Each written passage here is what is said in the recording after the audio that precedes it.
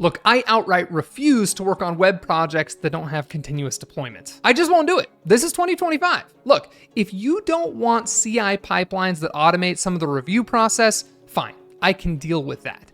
But you want me to manually SSH onto your server to build and deploy to production?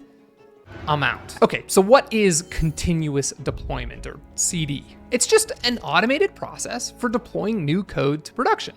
And believe it or not, for a long time, it was considered best practice to just send code changes or the final build artifacts to a human, usually a system administrator, for them to manually deploy to the company's servers. These days, that's usually considered unhinged behavior. Best practice today is that when new changes are merged into the production branch, usually the main branch, a new automated build and deploy process kicks off. No human intervention needed. Here's a concrete example of how we do continuous deployment today at boot.dev. First, some new changes are merged into main, our production branch, usually through a pull request. That kicks off a GitHub Actions workflow. It, 1, checks out the new code, 2, builds the new compiled versions of our app. We have several different services. 3, builds the new Docker images that contain the updated versions of the app. 4, contacts our Cloudflare Pages app and instructs it to use the new front-end assets. 5, contacts Kubernetes and tell it to use the new Docker images to start up our new backend pods. And 6,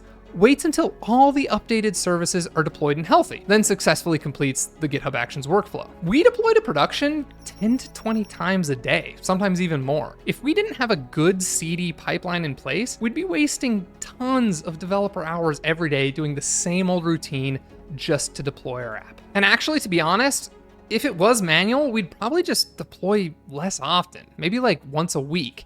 And that, many studies have shown, leads to actually having more bugs, fewer features, and just overall lower team velocity and code quality. Deploy often when you can.